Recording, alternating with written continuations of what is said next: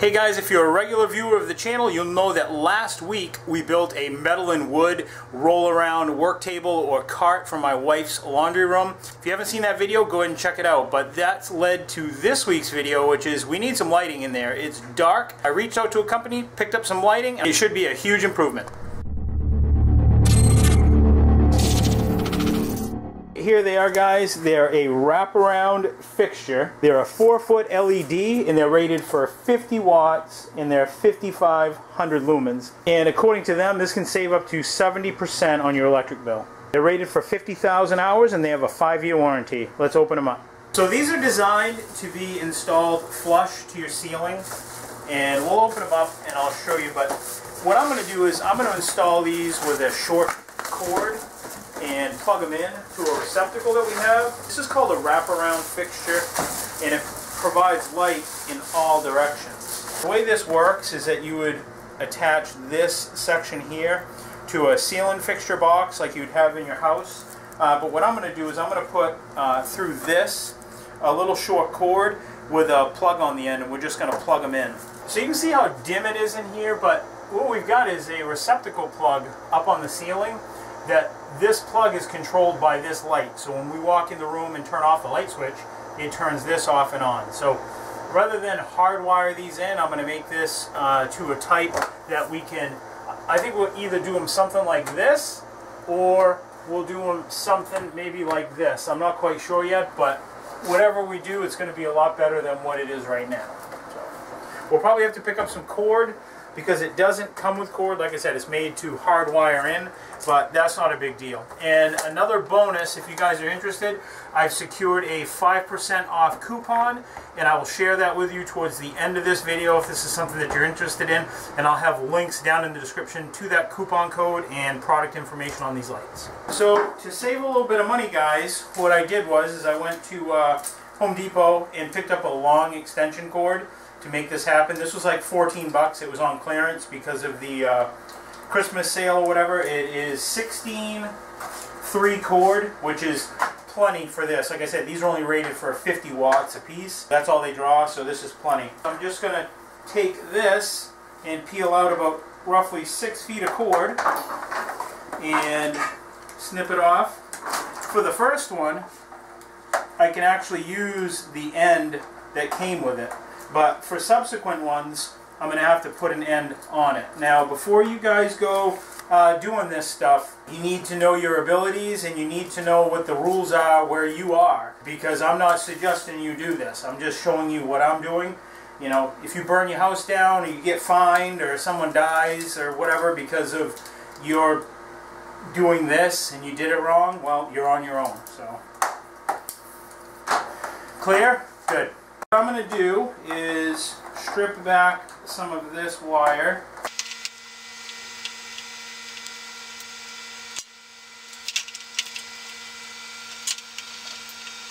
And all of this stuff you can get right at Home Depot. This is what's called a 3/8 Romex connector, and that secures the wire to the fixture.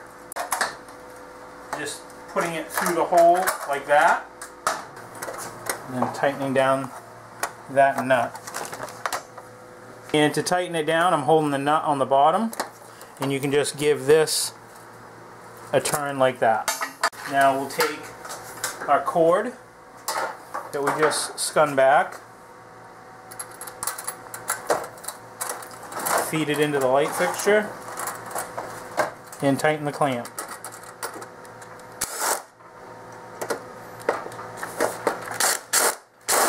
Now this is all pretty basic and straightforward.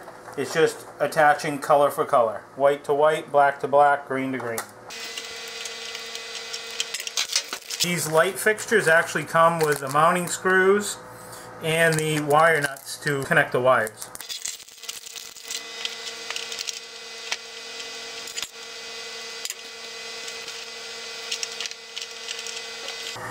And like I said, guys, if you're not comfortable doing this, make sure you call someone, hire someone to do it for you, because it's really not worth it. Just as a little disclaimer, right out of high school for me, I actually went to school to be an electrician. That's what I wanted to do.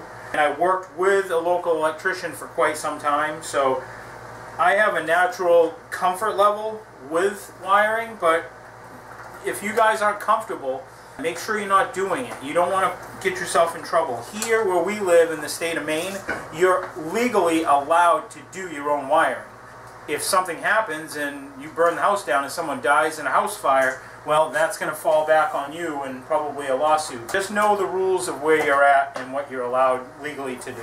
Now we've got our wires all secured down into the fixture. Now we'll go bring it into the laundry room and we'll install it. I'm not using the supplied screws that they have. I'm using a sheetrock screw that has a drill point on it.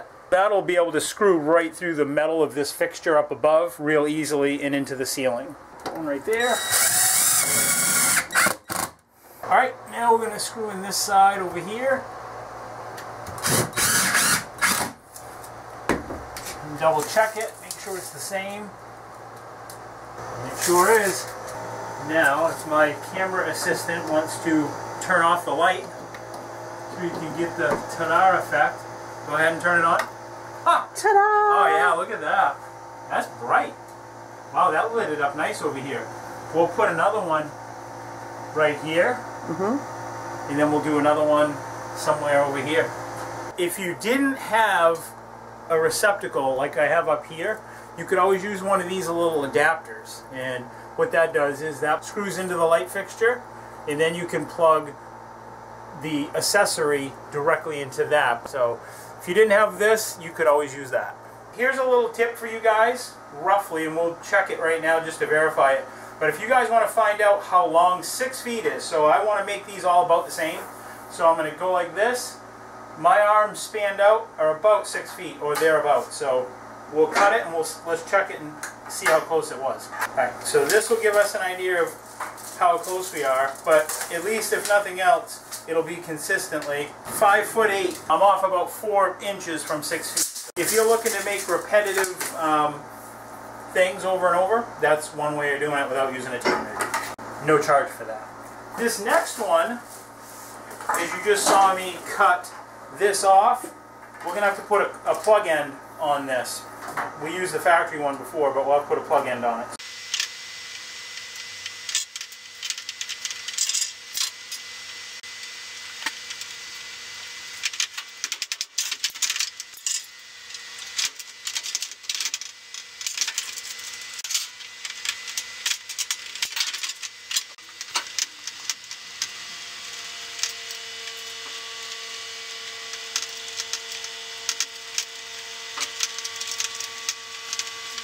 Now it's time to put on the cord end.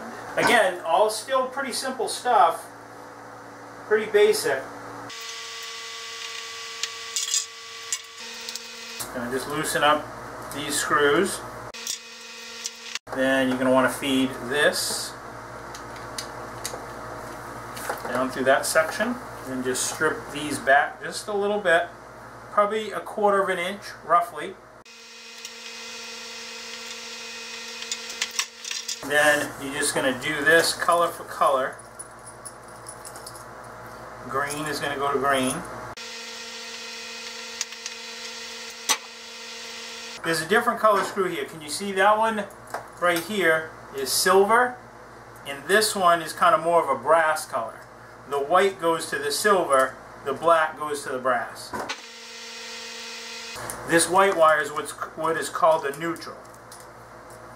The black one is what is the power of the hot wire. Now that we've got all the wires under the terminals, now we just slide this back down onto it. It's keyed, so it only is going to go in one way. You can see how it has this little relief in it right here. So you just line up the corresponding piece with that, which is right here. And there.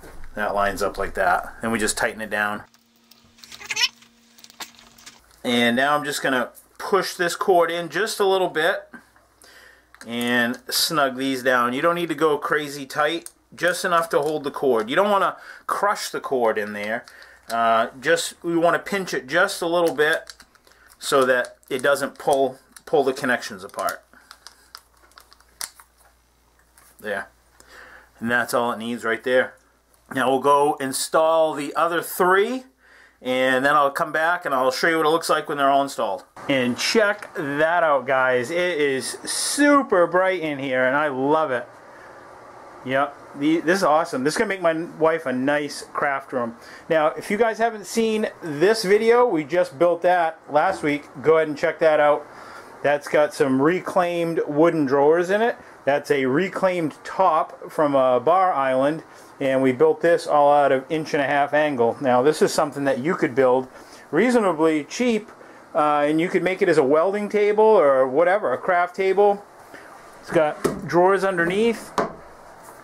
Awesome all-around table. And if you think these might be something you guys might be interested in, you can receive a 5% off coupon. I'll have the links down in the description, and the coupon code is AntLux FO10. And that's all there is to it. I want to thank you guys for watching. Thank you guys for tuning in. New videos every Friday. Next week we have a welding video. If this is something that you like, please don't forget to rate, comment, and subscribe. Until next Friday, guys, I will see you then. Take care. See ya. Come on.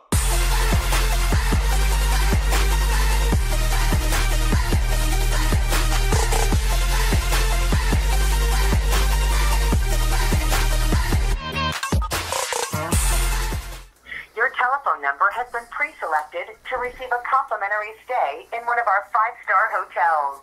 For further details, press 1 now.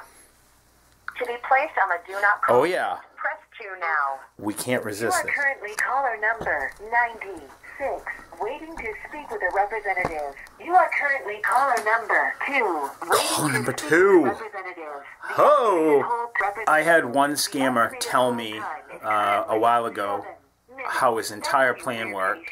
A couple videos ago, I had a scammer subscribe to our YouTube channel and teach me swear words and sing to me. If you haven't seen that episode, click that.